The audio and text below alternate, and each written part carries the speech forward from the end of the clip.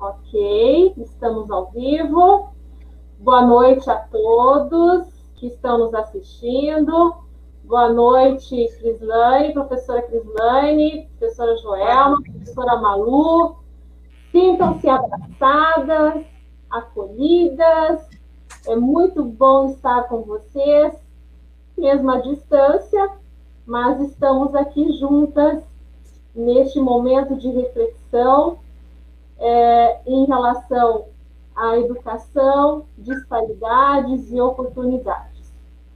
Eu vou estar falando um pouquinho, trazendo para esta nossa reflexão, eu vou trazer algumas questões do Conselho Nacional de Educação, que montou as diretrizes que foram homologadas pelo Ministério da Educação. Então, digamos assim, num panorama geral, tá? Nada muito específico, mas eu vou estar trazendo algumas questões para a gente refletir, tá? Em relação à educação infantil, as diretrizes, né, e ensino fundamental, as diretrizes nos mostram que nós precisamos orientar, né, as famílias com roteiros práticos e estruturados para que haja esse acompanhamento na resolução das atividades pelas crianças. Nós sabemos que os mediadores familiares não substituem os professores, né? Nós sabemos que na educação infantil a ênfase é no brincar, né? Que requer uma aproximação virtual dos professores com a família, repassando sugestões de atividades, mas a ênfase é no brincar, né? Já nos anos iniciais, no ensino fundamental, nos anos finais, temos algumas orientações em relação às atividades pedagógicas não presenciais. Elas precisam ganhar um espaço maior, né? Essas atividades não presenciais, elas precisam, então, ter um planejamento muito bem estruturado, né? Um planejamento bem delineado, para que realmente a criança ela tenha acompanhamento, né? Tanto dos professores, que são os mediadores, e as pessoas que estão em casa, que, né, tem que ter uma supervisão de um adulto, para que realmente ela tenha esse respaldo, para que ela tenha, então, esse acompanhamento. Esse planejamento tem que ser muito bem estruturado. E nesse nível de ensino, né, os anos finais, ensino médio, ele já tem uma autonomia, né? E é lógico que todo esse arcabouço de atividades vai estar vinculados a videoaulas, aulas online, programas de TV, enfim, atividades síncronas e assíncronas, né? Em relação ao ensino especial, nós sabemos que é uma modalidade transversal, né, que permeia todas as demais modalidades. E de acordo com as diretrizes, nós temos que garantir também o mesmo atendimento, né, nesse período emergencial, o mesmo atendimento, e que as famílias também possam proporcionar a resolução de atividades. Enfim, tem que ter um plano de trabalho, os professores precisam elaborar um plano de trabalho que realmente é individual, né, de um formato individualizado para atender essa especificidade. E já no ensino superior, tem que ter todo um planejamento, uma estruturação em relação à regulamentação de TCC, de estágio, de horas complementares, enfim, não foi simplesmente a transposição do ensino presencial para o ensino remoto.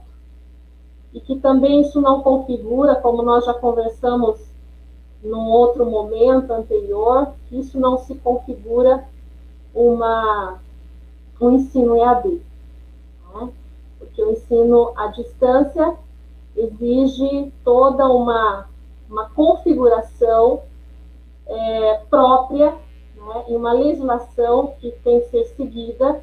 Então, na verdade, o que nós estamos vivenciando é uma situação de emergência, né? E a reflexão para esta noite, nós vamos, então, pensar como garantir esse atendimento, né, das competências previstas na BNCC e nos planejamentos escolares, para que realmente nós possamos garantir um padrão de qualidade. Eu deixo em aberto para quem quiser falar um pouquinho do que está vivenciando, de tudo que está sentindo enquanto prática, a gente está conversando nessa noite. Professora Malu? Pode ser, pode ser.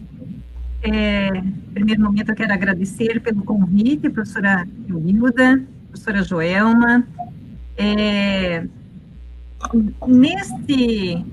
Nesse momento de experiência, né, professora Crislaine também, obrigada por nós estarmos socializando estas experiências tão valorosas, eu diria, tão valorosas, porque é um desafio.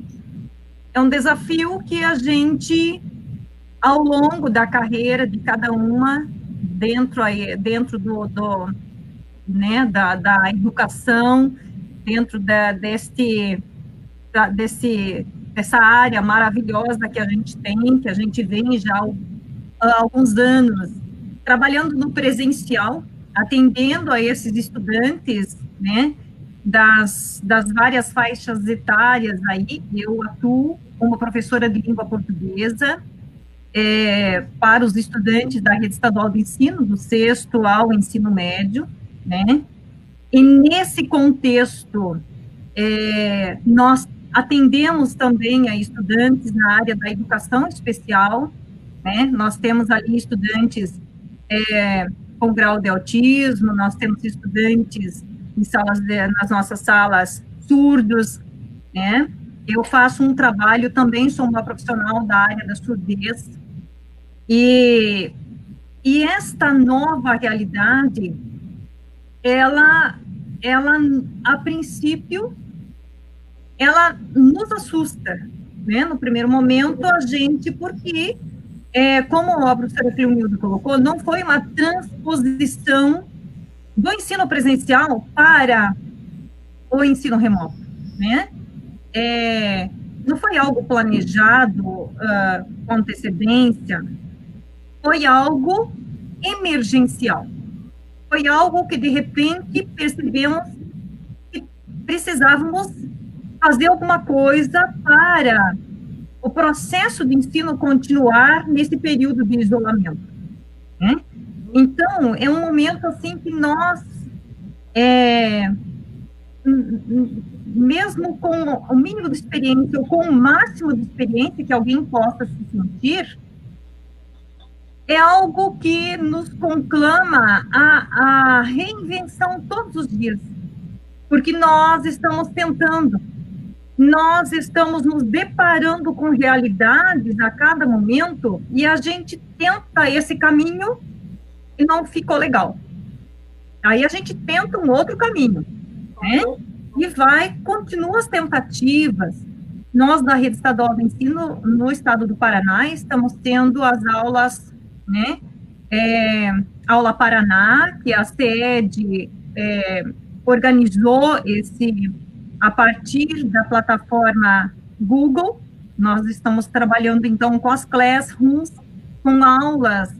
Essas aulas são repassadas em determinados horários para cada turma, né, em tempo real. São professores muito bem qualificados que estão fazendo esse trabalho em disponibilizar os conteúdos, essas videoaulas que são gravadas, e o estudante, ele tanto pode acompanhar no tempo real, quanto ele pode acompanhar num outro momento. Também é disponibilizado os slides do conteúdo e disponibilizado atividades. Agora, nesse momento, estamos com um processo um pouquinho diferente, que está sendo disponibilizado uma atividade do conteúdo. Nessa atividade obrigatória é considerada também a presença do estudante. É contabilizado ali a forma do controle de presença. Até ali, tudo tranquilo. A questão, aí, qual é a função minha como professora? Acompanhar esses estudantes, meus estudantes do colégio, vinculados à minha disciplina, acompanhar nas classrooms as atividades, né? Dar apoio a essas atividades, no começo, no primeiro trimestre, eu dava o feedback de como é que ele desenvolveu essa atividade. Eu também podia disponibilizar mais recursos de atividades em cima daquele conteúdo, outras atividades, né, se houvesse necessidade. E, agora, para os estudantes especiais, né, nesse inteirinho, nesse espaço, nós temos um percentual de estudantes que não conseguem acompanhar esse sistema remoto.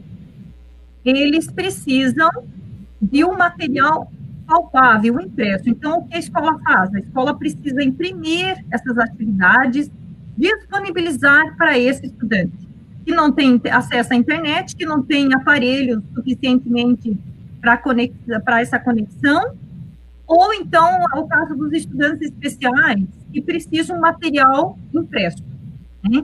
Então,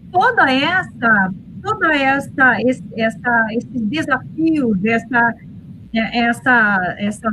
não vamos dizer dificuldades, mas essas questões, elas extrapolam, né, aquilo que se pensou, programou-se online, de repente, sem pensão do que alcançaria a necessidade de todos. Não. E temos ainda as crianças imigrantes, crianças de famílias que muitas vezes convivem todos numa dependência só, de espaço, numa sala só. Eles têm sala, cozinha, quarto, camas no chão, enfim. Tem essa situação, e a gente sabe que são muitas famílias imigrantes que estão aqui, né? Eles não têm internet, porque a prioridade deles é outra nesse momento. Então, eles vão buscar o material lá na escola, mas eles buscam material palpável, a atividade. Como é que eles vão ter acesso à aula, aquela videoaula que vai explicar esse conteúdo ali? Sem considerar a questão também dos surdos, que estão precisando de materiais adaptados mesmo na metodologia visual, e que nem todos os professores estão preparados para adaptar, sabem adaptar esses conteúdos, já tiveram experiência com atendimento de crianças surdas antes. Então, está sendo, assim, um grande desafio, que a gente precisa se reinventar a todo momento. Cris, vamos falar um pouquinho da tua experiência. Joelma, tudo bem? Vamos, então. Então, assim... A Cris vai falar agora. Joelma, na sequência. Está ouvindo bem aí, Joelma? Estou ouvindo, tá tranquilo. Então tá bom.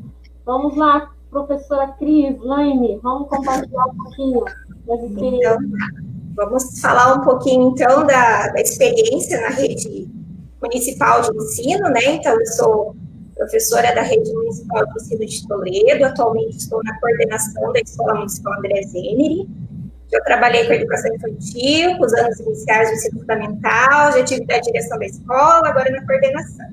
Então, a gente acaba, né, tendo um pouco de experiência, né, passando por todas essas etapas.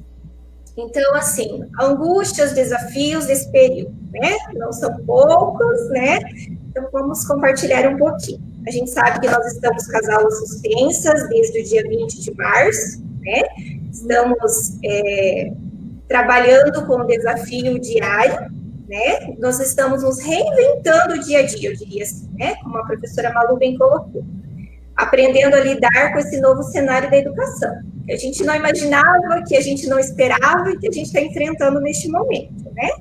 e com essa necessidade do uso das tecnologias e das ferramentas digitais, né, que até então, para nós, né, alguns professores, para algumas pessoas, não era de uso cotidiano, né?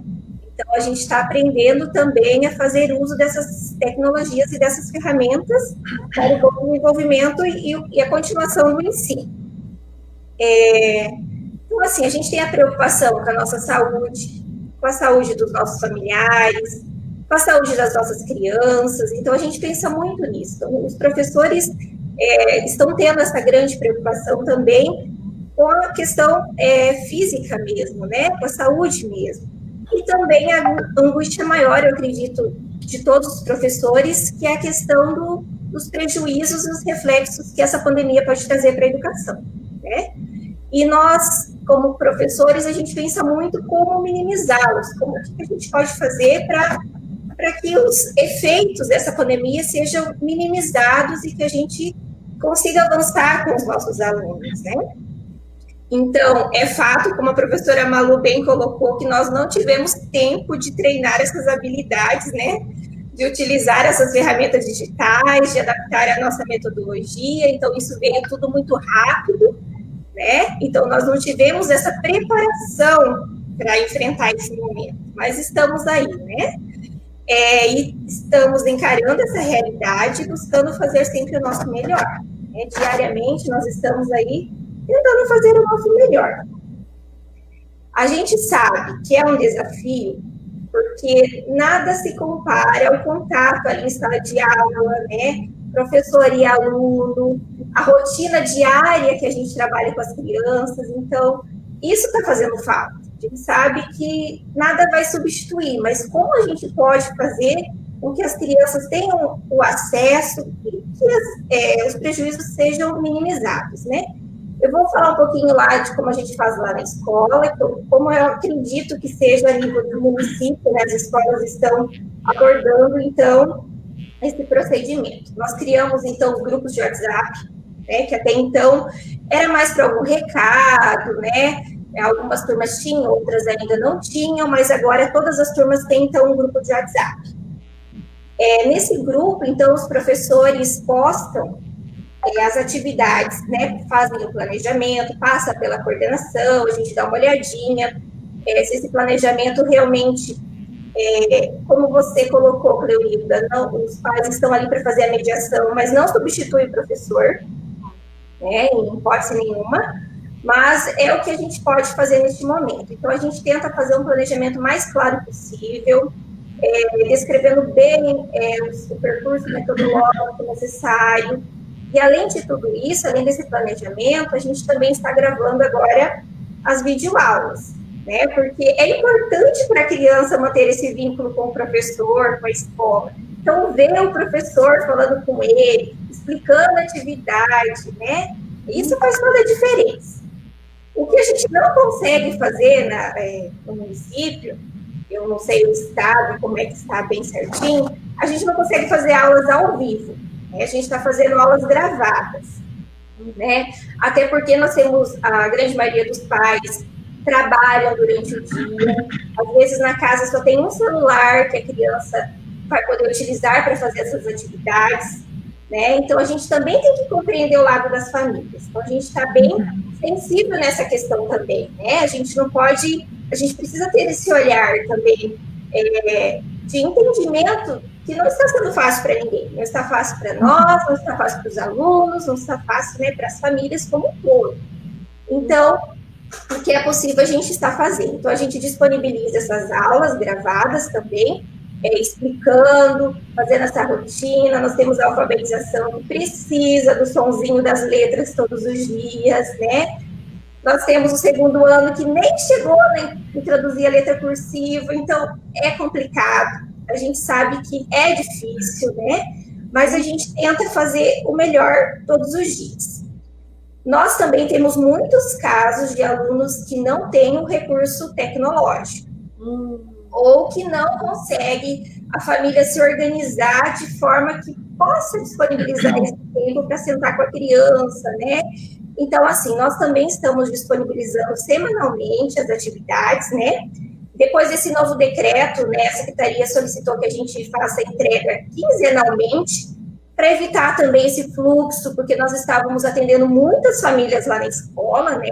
Estamos trabalhando todos os dias, nós da direção e da coordenação. Os professores estavam indo uma vez por semana para tirar as dúvidas de um representante da família. Porque a gente não pode receber os alunos, né, atendê-los, então um representante das famílias comparecia na escola toda semana para entregar trabalho, para devolver livro, para pegar mais atividades, né? Mas agora, depois desse novo decreto, os professores voltaram para o isolamento social e nós, da direção e da coordenação, nós estamos trabalhando em regime de plantão, digamos assim, para entregar as atividades, né? Para atender as famílias também. O problema é que quem pega impresso, né, como bem a professora Malu colocou, ele não tem acesso a esses vídeos, né? Fica muito... Era um impresso, a gente tenta explicar bem, mas falta esse contato com o professor, né? Mesmo que... dos professores. Isso, mesmo que virtualmente, né? Que as aulas que a gente posta nos grupos também, que os professores fazem, a gente sabe que é aquele contato virtual, mas faz a diferença. A gente vê relatos dos alunos, né, manda um áudio para a professora, que saudade que eu tô, como eu gostei de ver você, né? As mães relatam para a gente também. Então, assim, essas crianças que pegam as atividades impressas, elas acabam perdendo essa visualização da explicação, né? Porque a gente sabe que cada professor tem seu jeitinho, né? Seu jeitinho de explicar, que as crianças já pegam o ritmo deles, né? Então, isso é mágico, né? Então, a dinâmica da escola está sendo assim, a gente disponibiliza, mas também disponibiliza o material impresso para quem não tem condições mesmo do acesso ao recurso tecnológico. Então, para as crianças também não está sendo fácil, a gente sabe que, acho que eles nunca ficaram tanto tempo sem estudar, a gente tem as férias de dezembro, de janeiro, mas nós já estamos há 100 dias, né? Então, é muito tempo, e fazer com que eles compreendam que eles não estão de férias, que eles têm que manter uma rotina de estudos, né? Que eu vou ter que sentar lá com meu pai, com a minha mãe, com o responsável que assumiu, que possa me auxiliar, né? E que eu vou ter que estudar, e a prof não vai estar ali para cobrar, não é fácil para os pequenos, né? E ficar em casa, né? Estão em casa, a grande maioria está há muitos dias sem sair de casa, porque a gente sabe que existe essa preocupação, e os pais estão certos de cuidar, né? Mas que eles mudou totalmente a rotina deles, né? Antes, às vezes, saiu com os pais para um parque, para um lago, né? Fazer alguma coisa diferente. Agora eles estão no âmbito familiar ali em casa e tendo que cumprir também uma rotina, né? A gente é bem flexível nessa questão da qualidade e não da quantidade. Então, a gente não quer sobrecarregar as crianças de atividade, mas que o que eles façam bem feito, que eles tenham esse tempo, que a família também não fica, sabe, saturada de tanta atividade. Então, assim, a gente tenta pensar nessa questão também, ter esse olhar das famílias também. E nós também estamos angustiados, né? As crianças também estão estressadas de ficar em casa, nós também, professores, estamos angustiados. Será que a gente vai atingir o objetivo, né? A gente está se reinventando, a gente vê aulas muito dinâmicas, criativas, para chamar a atenção da criança mesmo. Porque em sala a gente já tem que rebolar, né? Para chamar a atenção deles para a gente. Então, imagina ali, virtualmente, né? Sem você estar chamando o nome do fulaninho, ciclano, né? Vamos olhar aqui para a prof, vamos prestar atenção. Então, assim, a gente vê a criatividade dos professores se reinventando mesmo dia a dia, né? O que é possível, a gente está fazendo mesmo, se esforçando ao máximo. E mesmo com tudo isso, né? Uma coisa que desanima a gente também, a gente escuta tantas coisas na sociedade da desvalorização ainda do profissional, né? De nós professores, né? E a gente sabe que os pais estão ali não para substituir, mas que nesse momento a gente precisa desse apoio, né? A gente precisa que eles possam estar ali do lado da criança, né? Então, tem todo esse lado também que acaba, às vezes, nos deixando para baixo, mas a gente está aqui firme e forte, né? Na nossa profissão, não desanimamos e vamos continuar. E assim, como nós temos pais que têm uma dificuldade de aceitação nesse momento, nós temos outros muito preocupados, né? Então, acho que nós sempre temos os dois lados da moeda, né? Nós temos pais, assim, preocupados no sentido do meu filho ser prejudicado, como que vai ser essa recuperação desses conteúdos, quais são as estratégias de recuperação, né? E essa é uma dúvida e uma angústia nossa também, né? Uma angústia que nós temos também, né? Então, eu acho que, assim, enquanto nós estamos neste momento, nós temos que continuar dando o nosso melhor, né? Para minimizar esses impactos, então, que a pandemia trouxe para a educação como um todo, né? E que estamos ansiosos para que isso passe logo e que a gente volte a nossa rotina, né? A dinâmica, ver a escola cheia, o barulho, a gente está com saudade do corre-corre do recreio, né? Da alimentação, né? Então, isso faz muita falta. Hoje mesmo nós postamos um vídeo da escola, ai que saudade, tem tanta gente, meu Deus, eu chorei assistindo, porque realmente é muito triste ver aquela escola vazia, né? Aquela silenciosa. Às vezes os professores, a gente sabe que às vezes a gente sai com a cabeça, né, explodindo, né? Mas é maravilhoso. Então a gente está sentindo muita falta e a gente espera que isso passe logo, porque a gente quer voltar assim na agitação e na rotina diária. Acho que seria isso. Vamos lá, Joelma.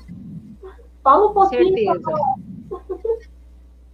Então, tá joia. Na verdade, assim, boa noite a todos, né, e a todas, né, que estão aqui nos ouvindo, né, que deixaram esse tempinho livre para estar junto aqui com a gente.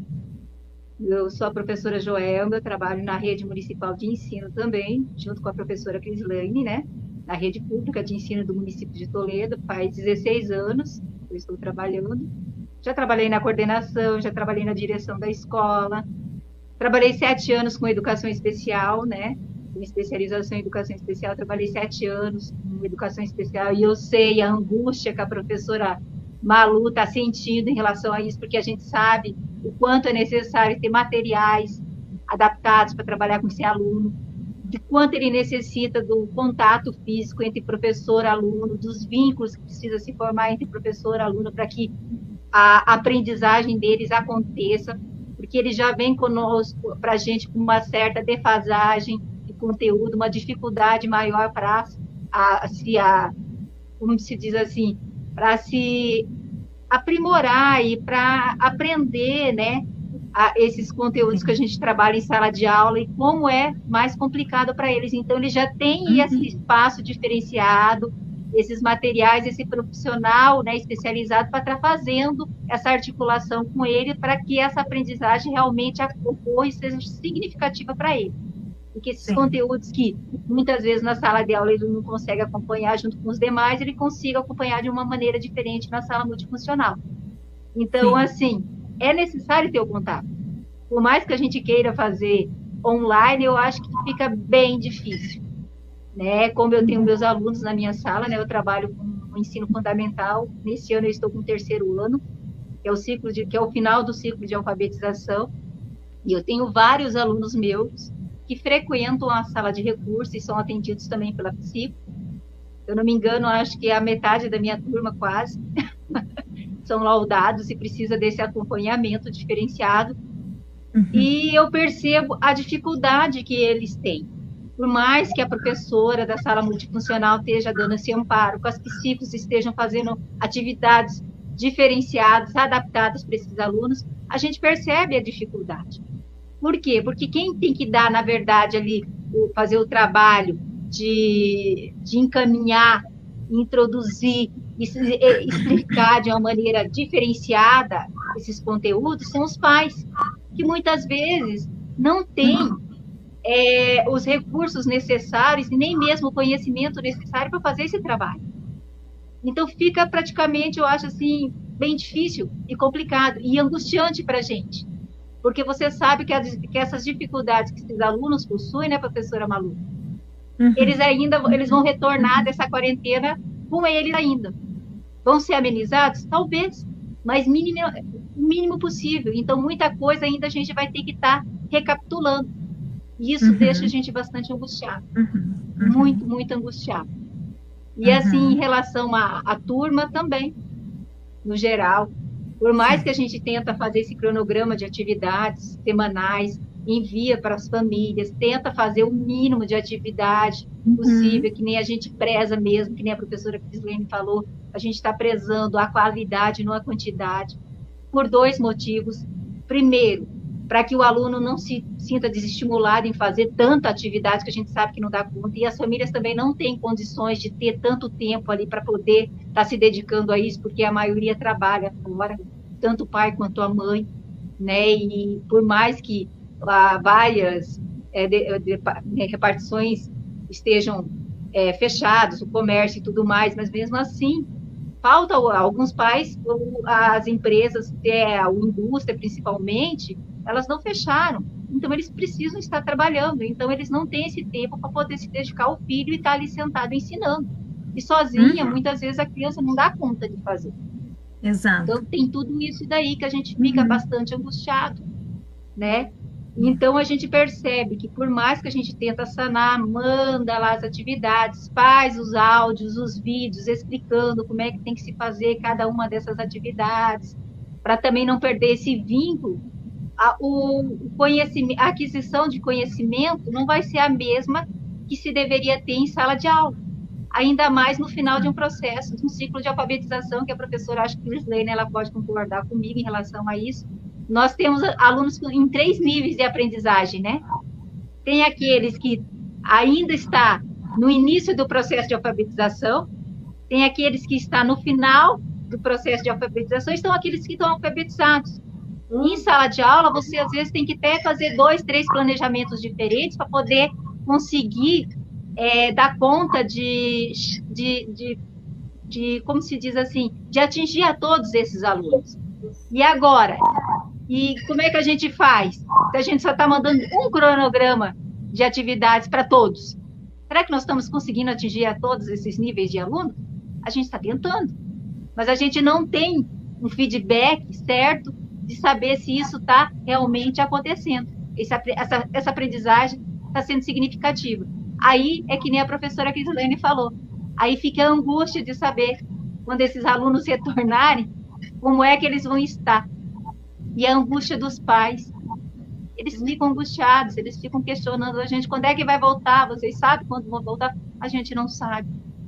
Por nós, né, professora Crislene, amanhã nós estaríamos na escola, porque a gente sente falta dos alunos, tanto quanto eles estão sentindo da gente. Esse trabalho nosso, a gente acaba criando uma sede do contato físico com o outro, de estar próximo das pessoas, próximo do outro, de criar um vínculo afetivo, principalmente com o nosso aluno, que quando isso não acontece, a gente, sei lá, parece que fica faltando algo. Eu sinto isso bastante. Às vezes, eu ouço relatos dos meus alunos, prof, eu estou com saudade, a gente acaba se emocionando, chorando, e às vezes a gente manda para eles, eles mandam de volta chorando. Então, é uma situação bastante delicada. Aí a gente vê como eles são importantes para a nossa vida e como nós somos importantes na vida deles. Então, assim, é bem delicado. Eu sei que a Secretaria de Educação do município está tentando fazer o melhor em relação à questão de recursos e tudo mais. Essa questão de que as famílias que também não têm os recursos tecnológicos, não têm internet e tudo mais, de estarem vindo na escola pegando as atividades, né? Tudo mais, a gente sabe disso. Mas nós sabemos que são todas medidas assim que a gente tomou drásticas e tomou assim de maneira de maneira não planejada. Então, assim, nós estamos fazendo algo e estamos tentando dar o melhor possível e retomando isso a cada pouco e tentando melhorar, sem ter certeza se vamos ter o resultado que a gente gostaria de ter. Então, é uma angústia muito grande que a gente traz. Então, você está falando, Joelma, me trouxe à tona, né, as palavras de Confúcio. Ele diz, né, que aquilo que eu ouço, né, eu esqueço. Né? Aquilo que eu vejo, eu lembro. Né? Mas aquilo que eu faço, eu aprendo, né? Aquilo se torna significativo. Então, como que nós estamos sedentos, né, por essa socialização? Porque, querendo ou não, o ser humano, para que ele aprenda efetivamente, ele precisa fazer, ele precisa praticar, ele precisa exercitar. Não com limitações, né? Nós estamos tendo que nos munir de várias estratégias, mas nós sabemos que, principalmente a criança, ela aprende a partir do momento que ela tem contato com outras crianças, e a partir do momento em que ela interage juntamente com essa aproximação do professor, porque muitas vezes o olhar do professor, o toque do professor faz com que essa criança desperte para a aprendizagem. Às vezes você olha para a criança, dá um sorriso para ela, ela já ama aprender tudo com você, né? Então, durante, né, o que você estava falando, nossa, me veio assim à tona, né, algumas coisas para sistematização de tudo isso que nós estamos vivendo, para que a gente possa agora, num outro momento, pensar quais serão as oportunidades. Estamos vivenciando tudo isso, mas o que vislumbra à nossa frente? Quais são os horizontes que estão a despontar lá na frente? Enquanto vocês falavam, eu estava aqui pensando. Temos todas essas inquietações, né, esses desafios que nós estamos vivenciando agora, no momento. Mas, para o futuro da educação, muitas lições nós teremos aprendido, nós temos que nos preparar para aquilo que virá pós-pandemia. Então, eu estive pensando que o retorno, primeiramente, vai ser um retorno gradual, com muitas restrições, isso a gente tem que ter em mente, que vai ser algo que não adianta nós criarmos expectativa em relação a uma normalidade da noite para o dia, né? Então, isso vai ser algo gradual. O que me chama a atenção é que, futuramente, nós vamos ter que implementar muitos projetos de humanização. Tá?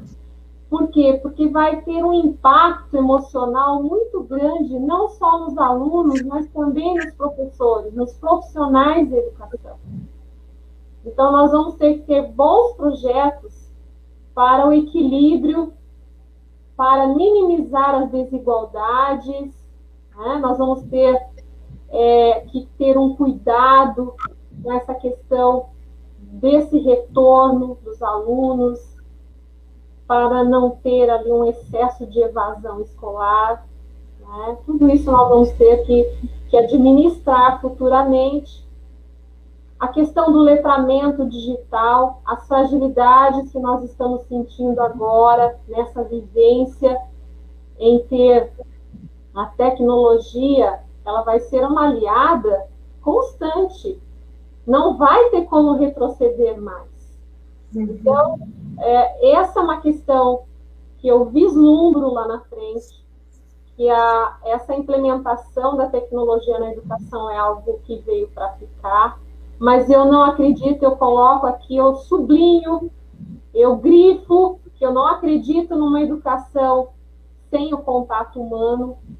Eu acredito numa educação que ela tenha todos esses suportes a seu favor, mas quem dá vida a uma série de processos que levam o ser humano verdadeiramente a aprender é a nossa essência humana, é aquilo que há de mais rico, de mais primoroso, que é a essência humana.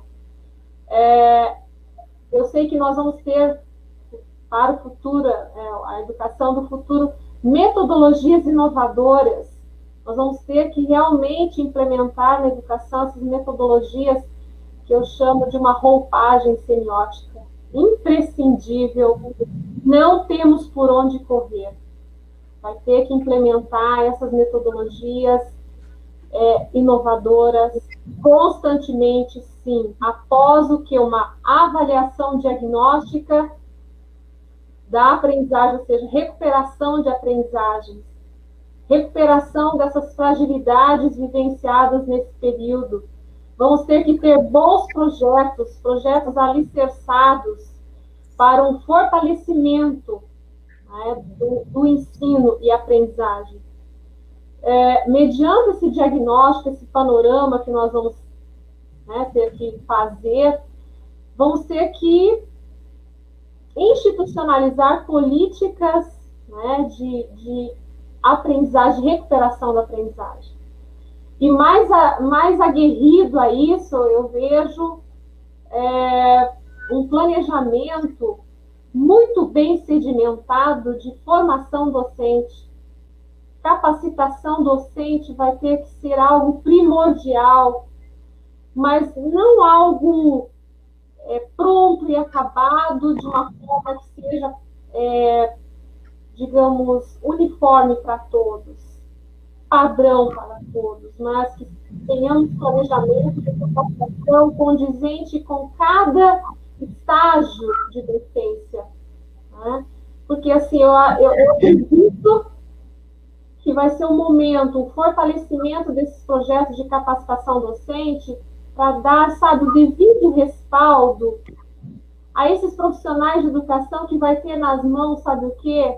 A oportunidade de mudar para sempre a educação.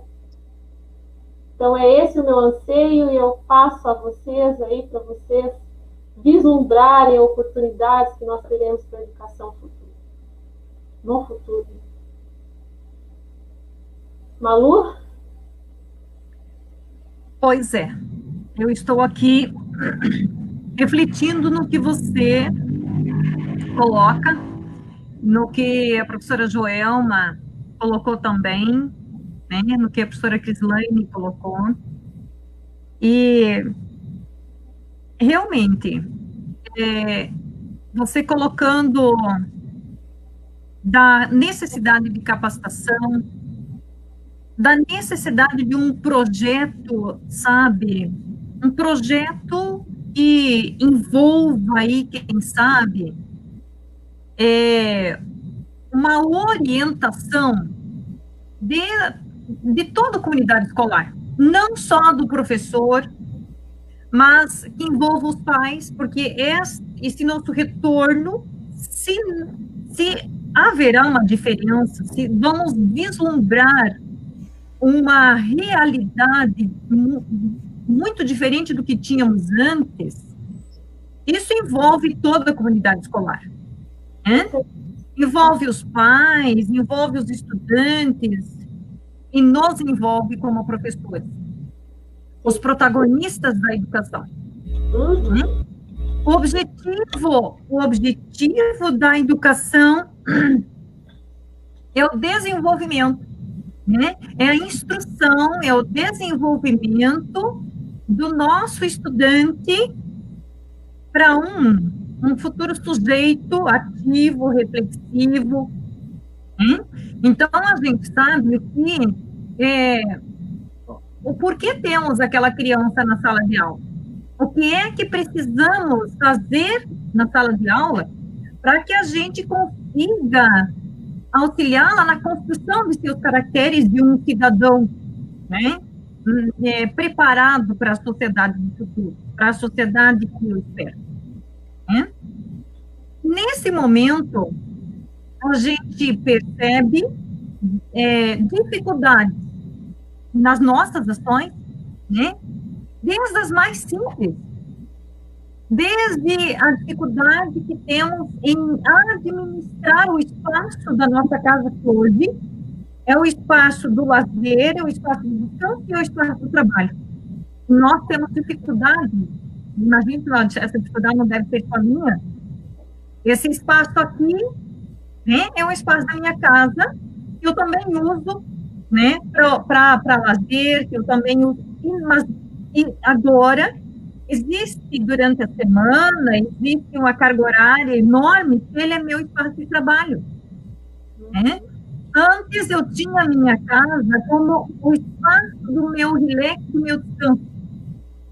Hoje, a minha casa não é mais meu espaço só de descanso. Eu tenho que ter isso em mente, em consciência. E eu tenho que ter a disciplina de que, horário de trabalho, eu vou ter que sentar aqui.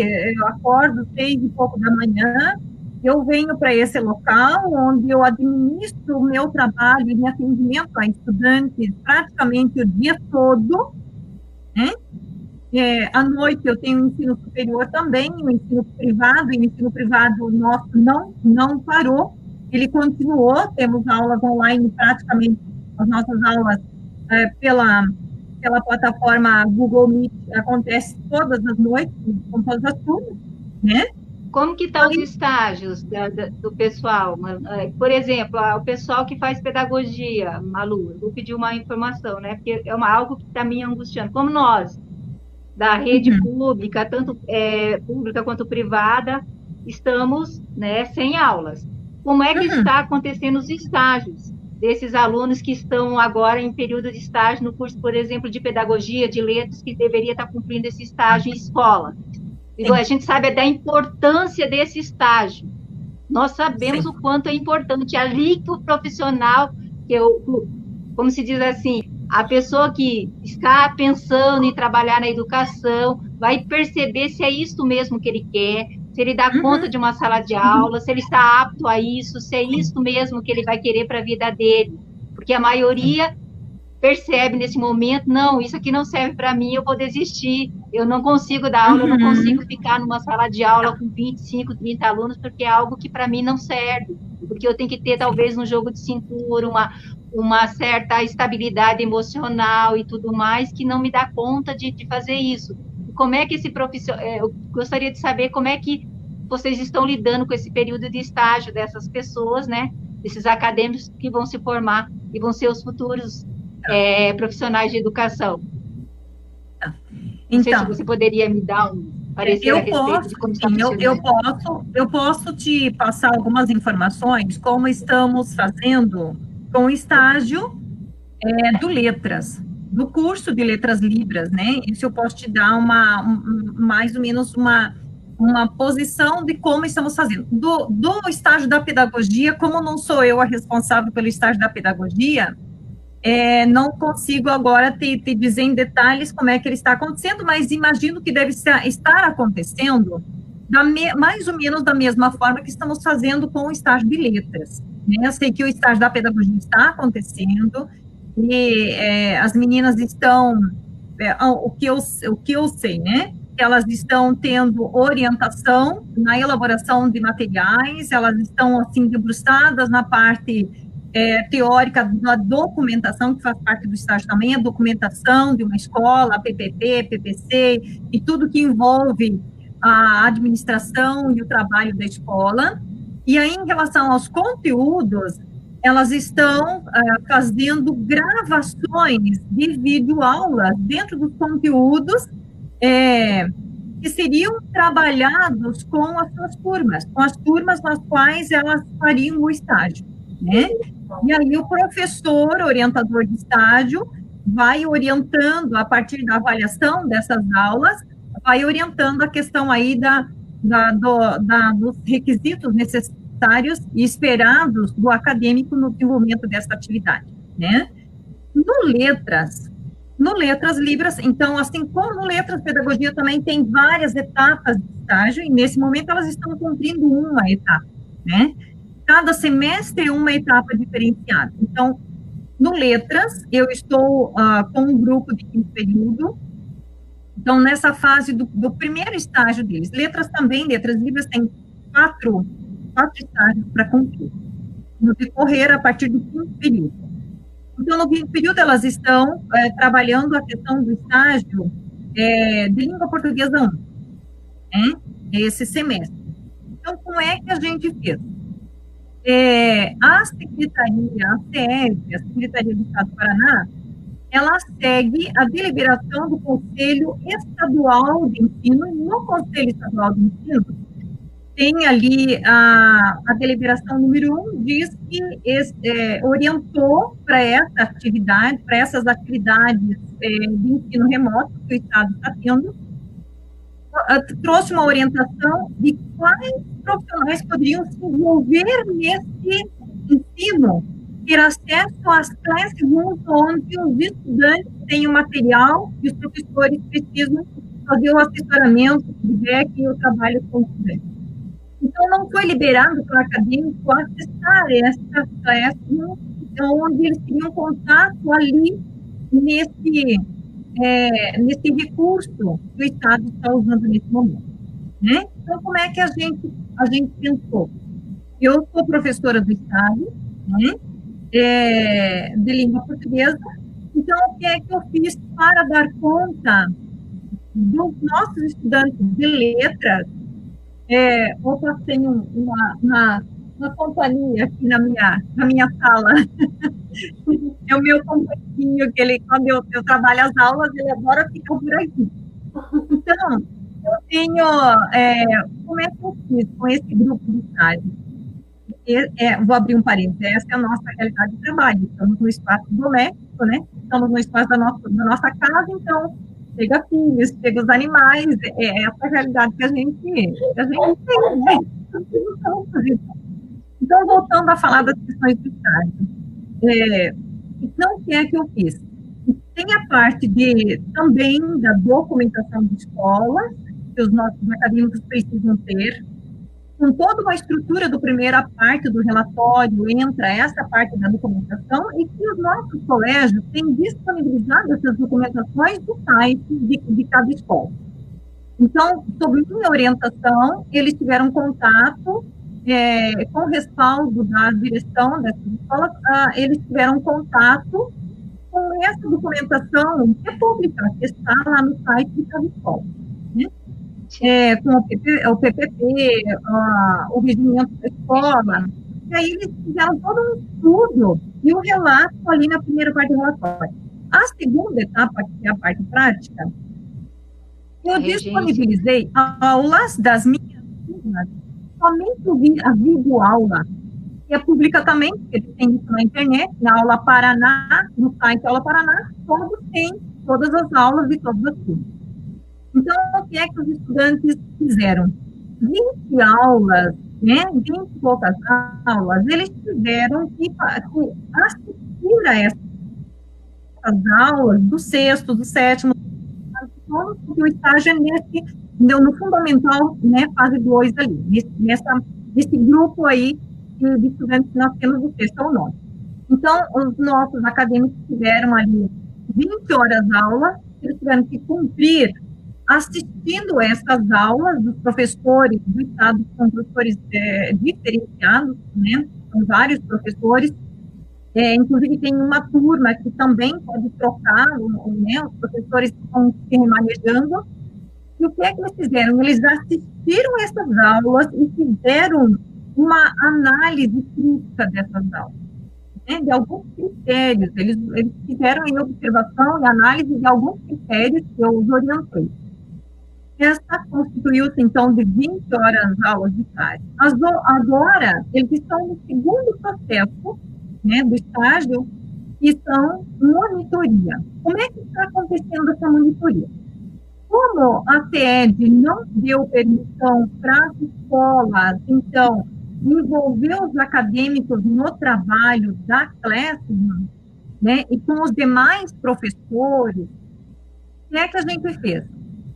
A gente percebendo que a comunidade escolar, as famílias, estão com muita dificuldade em acompanhar aos filhos, no sentido de o auxílio, aquele auxílio que a mãe não substitui a professora, o pai não substitui a professora para explicar aquele conteúdo que a criança não está entendendo. Então, eu consegui da minha escola uma lista de estudantes de sexto ao nono com maiores dificuldades no aprendizado de conteúdos vários. Eu me responsabilizei em entrar em contato com essas mães e organizei a minha turma de estagiários, né, porque a gente trabalha com aulas virtuais. A gente usa o Google Meet, inclusive, não lembro se foi a professora Joelma ou a professora Pisani, que na sala antes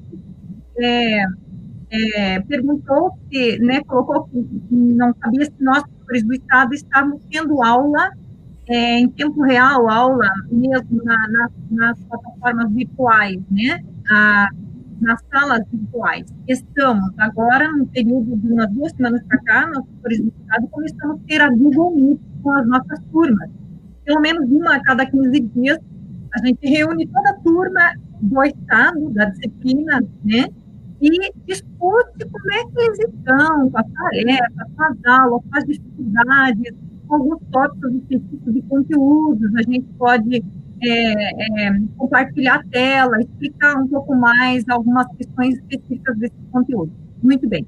Então, nesse sistema, o nosso acadêmico de letras, ele vai poder dar uma assistência a grupinhos ali de 2, 3, 4 estudantes, que são esses com maiores dificuldades, e eu falei com a família, pedi a liberação da família, passei o contato da família para o acadêmico entra em contato e marca um horário para ele dar um apoio pedagógico, que é a monitoria, que faz parte do estágio. Então, ele vai dar um apoio pedagógico para esse estudante em determinado horário que ele combina com a família, com o estudante, e ele atende 3 ou 4 estudantes, né, por grupinhos, assim, por vez.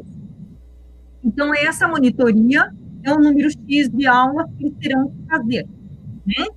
E depois eles terão a regência. Como é que vai ser a regência? A regência, eles terão que fazer o plano de aula normal, como em outros momentos as outras turmas fizeram, o conteúdo tal, vai montar o plano de aula para tanto tempo de aula, com metodologia, com atividades.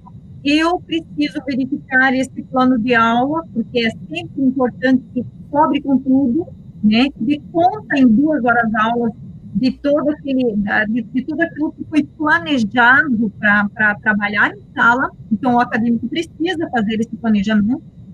E aí, depois dele montar esse número X de planos de aula equivalente à carga horária da regência, ele vai filmar essas aulas. Ele terá que fazer a filmagem dessas aulas. Então, ele já tem aquela experiência da filmagem lá das aulas do Estado, que serviu como base, ele já tem uma ideia de como é que o professor, né, se portou, como é que o professor olhou para a câmera, como é que o professor explicou o conteúdo, né? Então, a gente tem um espaço, vai acontecer essa filmagem, né? E aí, a partir dessa filmagem, essa filmagem vem para mim, né?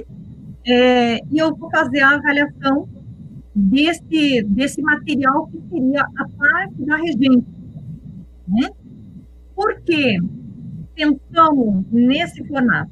Primeiro, as aulas do MEC liberou as aulas do ensino superior, das graduações de cursos de licenciatura e cursos de bacharel normal para as instituições privadas, e agora, inclusive, até as públicas, né? Está liberado. E segundo, no meu entendimento, professora Joelma, nesse momento, eu, como professora de um certo tempo de carreira, estou me sentindo com falta de experiência, de conhecimento, de trabalhar nessa situação, de resolver esses conflitos, eu precisaria ter já passado por isso, mas ninguém passamos, né? Não sei, felizmente, ninguém passamos, é a primeira vez que estamos passando por isso. Então, no meu entendimento, no meu acadêmico, essa experiência é fantástica.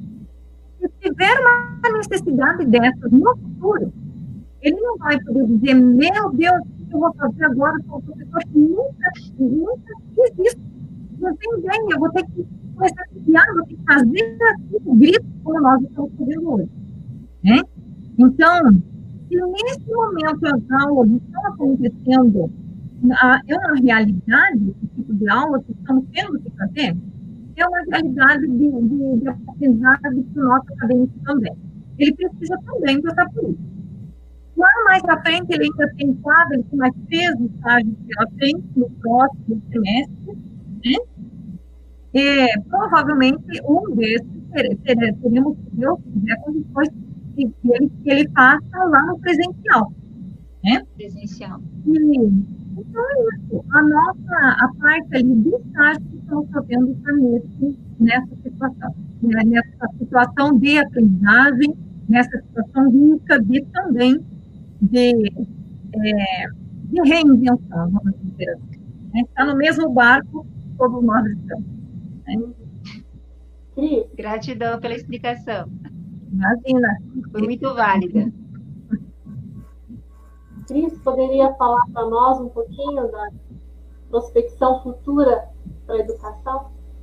Então, vamos lá, né? Essas marcas positivas que a gente espera para o futuro da nossa educação, né?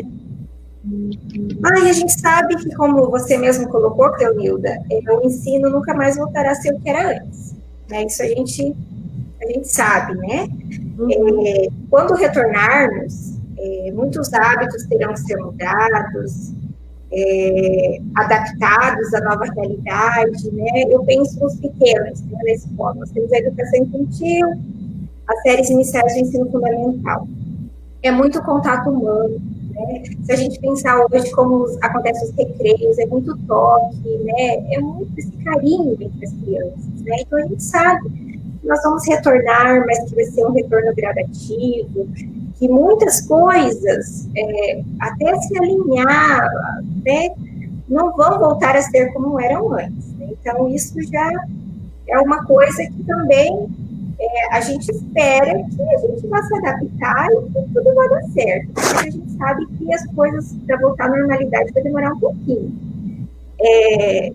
Nós temos, então, as aulas remotas, né, acontecendo, é um desafio, né, foram poucos dias de aula mesmo presencial esse ano, né, as aulas foram interrompidas dia 20 de março, eu conversava com as profs esses dias, a gente estava ainda num processo de retomada de conteúdos, né, Joelma?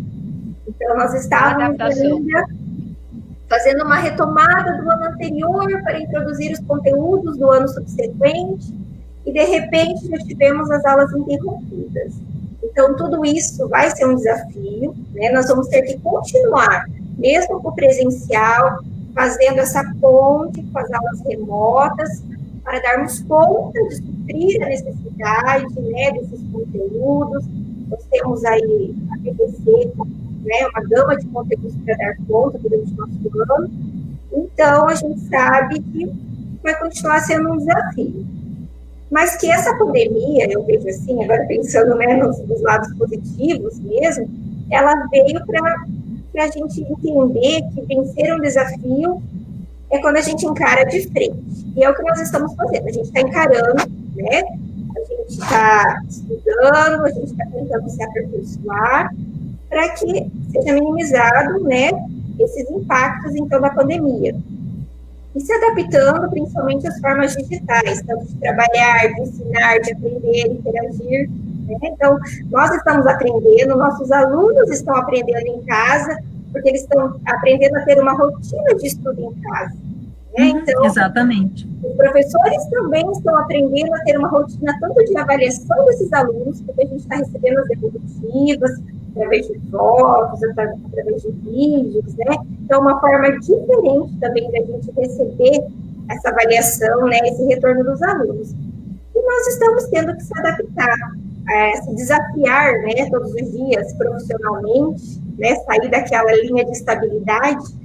E a gente espera que um ponto positivo seja que a gente não pare, que a gente continue buscando, né? Que a gente continue utilizando essas ferramentas, percebendo que hoje em dia a gente pode considerar que o celular, o computador, redes sociais, elas são imprescindíveis e podem ser utilizadas também na educação. Era sempre um tabu ainda, muitas vezes, né? Então, a gente acha que esse é um ponto, uma oportunidade para a educação como um todo. E eu vejo, assim, não só na educação, né? Mas quantas empresas, né? Quantas... a lógica do capitalismo mesmo, do capitalismo tradicional, né, que a gente vê várias empresas compartilhando seus conhecimentos gratuitos, fazendo lives, disponibilizando materiais, livros online, né? Então, a gente vê que toda uma sociedade mudou a sua visão, né? Então, eu vejo que esse é uma marca positiva para o futuro da educação como um todo, né? A importância e a valorização também do modelo EAD, né? Da educação à distância, da educação digital. Então, eu acredito que isso é uma marca positiva que a gente vai acabar levando dessa pandemia. E, principalmente, que a escola e a família precisam estar unidas. Mais do que nunca a gente percebe que a escola, né, e a família precisam se unir nesse objetivo maior, que é o êxito da aprendizagem dos nossos alunos. Então, essa é uma marca que a gente não pode deixar, né, de transparecer, de dizer que é uma marca que a gente espera que vai ser positiva. Hoje a gente vê que a gente escuta dos pais, né, nossa, professores, como vocês fazem falta na vida das crianças. A gente espera que essa parceria continue nesse retorno, né? Percebemos um mundo de oportunidades e conhecimentos, mesmo fora da sala de aula. Isso é bem importante.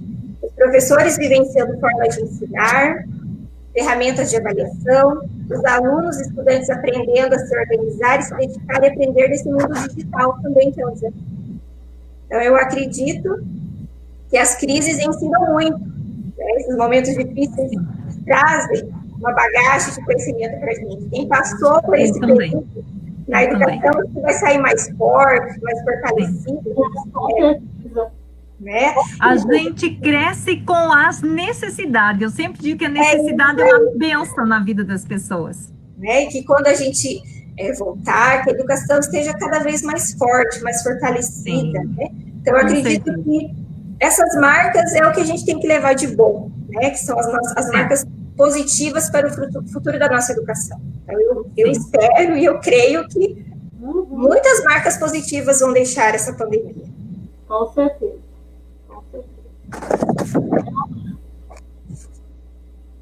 Olha, para mim, me levou bastante a várias reflexões e essa pandemia me trouxe várias reflexões positivas.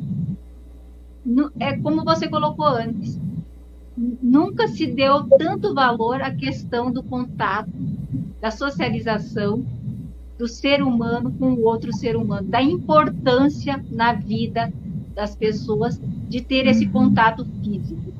Por mais que tenhamos um mundo globalizado, onde que tem aí a tecnologia, que a gente não pode fugir disso, tem algumas... A tecnologia jamais vai substituir o contato humano, principalmente na área da educação. O quanto é importante isso? Eu penso assim, por mais que tenha faculdades EAD, ela jamais vai substituir as faculdades presenciais. O ensino presencial, eu acho que ele é primordial na vida de qualquer ser humano, porque é através do contato que a aprendizagem realmente ocorre, porque junto com esse contato, a afetividade, a amorosidade, se percebe o vínculo, a criação de vínculo entre os seres humanos, e nós estávamos passando por um período onde os seres humanos estavam se distanciando em função da tecnologia. As pessoas, a maioria das vezes, se comunicavam através do quê? De celulares, né? Do WhatsApp. Então, a gente até briga, eu tenho filhos adolescentes, chama atenção, meu Deus, por que você não vai na casa do fulano, do Beltrano? Não, mas eu converso com ele pelo celular, mas eu falo, mas não é a mesma coisa. E agora, meu filho chega para mim e fala, mãe, eu não aguento mais ficar em casa, eu quero sair. Eu falo, agora você não pode. Então, eles estão começando a perceber o quanto isso é importante na nossa vida, o contato com o outro ser humano. Eu quando a gente perde, a gente dá valor. Isso, a gente só dá valor nas coisas realmente depois que a gente perde. E aí eu acho que isso daí levou várias pessoas a refletir como é importante um abraço, um beijo, sabe, um pegar na mão. Os pais estão percebendo o quanto é importante ter um professor que fique lá na sala de aula, dando aula para o filho dele, tirando as dúvidas quando o filho dele tem. E que ele sozinho em casa ele não dá conta. E ele está percebendo que como é difícil, às vezes, trabalhar, explicar uma atividade para um filho, ou 1, 2, 3 filhos que tenha. Como é difícil. Imagina um professor com 25, 30 alunos. Às vezes tem pai que manda para mim o áudio falando, professor, agora eu comecei a ver o quanto o teu trabalho é importante. Como é que você dá conta disso, professora? Eu falo, para mim já se tornou algo rotineiro, normal, eu sinto falta disso agora. Eles falam, meu Deus do céu, porque eu tenho 2 aqui em casa, eu tô ficando louca, como é que você consegue? Eu falo, nossa, para nós é tudo tão normal, tão rotineiro que a gente dá conta. Então é um momento da gente mostrar a importância de nós, professores, na vida de um aluno. E o quanto nós precisamos da família para fazer um bom trabalho. Que sozinhos nós não somos ninguém. Porque quando a gente cobrava muitas vezes da família, que a gente precisava da parceria deles para que a aprendizagem do seu filho realmente se concretizasse, porque somente com o trabalho que a gente fazia na escola, e se não tivesse continuidade em casa, a gente não daria conta disso, de dar uma aprendizagem realmente significativa para o filho. Às vezes eles falavam, mas você está aqui para ensinar, lá em casa eu não tenho tempo. E agora eles estão tendo que achar esse tempo, né? Para fazer isso. E é que nem a Cris falou. É que nem a Cris falou. A gente não pode perder isso, né, Cris? Não. A gente conquistou de uma maneira tão difícil, né, com essa pandemia, então não vamos perder isso. Sabe? Esse vínculo que a gente está construindo com essas famílias. Porque agora a gente consegue ter um contato mais íntimo com os pais dos alunos, sabe? A gente começou a criar até um vínculo de amizade. E isso é tão gostoso. E eu sei que essa amizade a gente pode fazer perdurar. E não existe esse abismo tão grande entre professor e pai e aluno. Não. A gente está todos mais ou menos dentro do mesmo patamar. E para que uma aprendizagem realmente aconteça e seja uma educação de qualidade significativa na vida de todos nós temos que, sim, saber que a gente está um pouquinho acima, mas que a gente pode fazer com que esse nosso aluno, essa família, entre no mesmo nível que a gente, dentro de um conhecimento científico, não somente formal. Não esse conhecimento de vida que os alunos adquirem, informal que eles adquirem no seu dia a dia, mas esse conhecimento científico que a gente trabalha em sala de aula, não precisa não precisa ficar somente conosco, mas pode ser transmitido para os nossos alunos e muitas vezes compartilhado por eles com as suas famílias. E desse jeito todo mundo aprende. E todo mundo se torna ainda mais humano e percebe o quanto é importante do contato, da socialização e desse profissional que muitas vezes se sentiu tão desvalorizado. Eu acho que agora ele está tendo a oportunidade de mostrar da importância dele na vida das pessoas, o quanto ele faz falta. Realmente, não somente para poder ficar 4 horas ali com o filho, para que o pai trabalhe, mas para poder ensinar algo que é de extrema importância para o futuro dessa criança lá, mais tarde, no mercado de trabalho e na vida também como um todo. É que a gente não perca, né, o que está acontecendo agora. A gente não pode perder esse vínculo, e nem essa questão que o pai vai ter que continuar acompanhando a vida escolar da criança, né? A gente percebe que hoje os pais ali sabem, a professora não está lá, ela está enviando as atividades, eu preciso sentar com meu filho. Mas e depois? A responsabilidade do pai continua sendo acompanhar a aprendizagem do filho. Então, isso que não pode se perder, a gente vai ter que continuar cobrando, né? Porque cada um tem sua parte ali, né? Tem que ser uma balança. Por isso que eu digo que para o futuro, realmente, essa capacitação, esse projeto vai envolver toda a comunidade, pais, alunos, professores, todos. Todos nós teremos que entrar e com a sua parte e fazer com que ela aconteça. Aí sim nós teremos uma educação de qualidade para o nosso povo, né? Desde que o professor cumpra a sua função, o pai cumpra a sua função de família, pai e mãe, e o aluno cumpra a sua função de estudante, realmente, de alguém que precise buscar o conhecimento e se desenvolver. Né?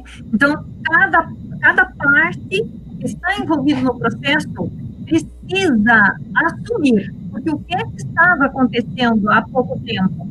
Tudo era a responsabilidade da escola. Tudo era a responsabilidade os professores tinham que resolver. Tinha situações que pais diziam para os professores diante do filho e da coordenação, quando eram solicitados para resolver conflitos, lá na sala de coordenação, diziam, me ajudem, eu já não sei o que fazer. Eu já fiz tudo, eu não vou mais me preocupar, porque eu já não consigo mais fazer nada. Então, a responsabilidade aí passa para os professores, passa para a coordenação, para a direção, para a escola resolver? Não. Tem situações que são da alçada da família. Tem situações que são da alçada do professor, e tem situações que são da alçada da coordenação e direção. Hein? E, então, eu digo que um caminho para a gente ter realmente um futuro bom na educação é que cada um desses participantes do processo cumpra seu papel. Precisamos todos cumprir o nosso papel e buscar cada vez mais como é que se faz isso. Como é que faz? Né? Não posso delegar minha função de mãe para o professor, para a coordenação. Não, eu tenho que fazer minha função de mãe. Eu diria que, nesse momento, muitas famílias, agora que estão conhecendo já o filho adolescente, por quê? Porque, de repente, ele era pequenininho, os pais começaram a se envolver no mercado de trabalho, e nem na correria, o tempo passa rápido. Quando percebem hoje, eles têm um adolescente em casa, eles não perceberam que a criança cresceu, né, que tem algumas posturas que os pais, quem sabe até nem conheciam mais, né, que nem conhecem, agora que estão se dando conta. Então, olha, como diz a Tislane, e a Joelma, e a Cleonilda, né, o que a gente está falando desde o começo, se a gente parar e pensar, a gente vai encontrar muitos pontos positivos nessa família. Muitos pontos positivos e que vão melhorar. Né? Teve que acontecer todo esse processo para fazer com que a gente parasse e que acontecesse de alguma forma, né, que a família prestasse atenção nos filhos, né, na necessidade e valorização daquele profissional que está lá, né, que estudou, que se especializou, que está lá se esforçando para atender 30, 40 estudantes na sala, né? Agora a família percebe quanto isso, quanto o professor é importante, né? E como é que está a realidade dos filhos, das crianças. E acredito que daqui para frente as coisas vão realmente melhorar. Olha. Muito boas reflexões, muito bom estar nesse momento com vocês, mas nós temos que caminhar para o fechamento, tá? Vou querer encerrar, então, esse nosso diálogo com algumas palavras de Einstein. Ele diz, eu não sei se vocês já viram o texto dele sobre a crise, né? Ele diz que é na crise que nascem os inventos, os descobrimentos e as grandes estratégias. Quem supera a crise, supera a si mesmo. Então, é na crise, queridas, amadas docentes, é na crise que aflora aquilo que há de melhor em cada um de nós. Em cada um de nós. Então, nós vamos chegar, né, a visualizar pós-pandemia. E nós vamos precisar urgentemente de uma educação que venha trabalhar mais, né, o intelecto, mais o humano. Que realmente nós possamos dar muito valor às pequenas coisas que nós não dávamos antes. Que quanto é importante a aproximação humana para que a aprendizagem verdadeiramente aconteça. Que a gente possa nos munir de muita energia, de muita predisposição para continuar buscando incessantemente essa superação. Eu sei que depois de tudo isso, que todas as pessoas possam se ver de uma maneira diferente, mas com mais amor, com mais respeito e com mais consideração pelo próximo. É o que eu desejo de coração. Agradeço a todas vocês e a todos que nos assistiram. Com certeza teremos outros momentos, tá? Agradeço imensamente por estarmos juntas, tá? Desejo tudo de bom no trabalho de vocês. Em outro momento, poderemos estar conversando mais. Não vai faltar oportunidade, eu tenho certeza. Ok? Até mais? Okay. Até mais. Muito obrigada. Até mais. Eu agradeço. Obrigada. Fiquem todos bem. Gratidão. Beijo. Gratidão. Gratidão. Beijo. Namastê.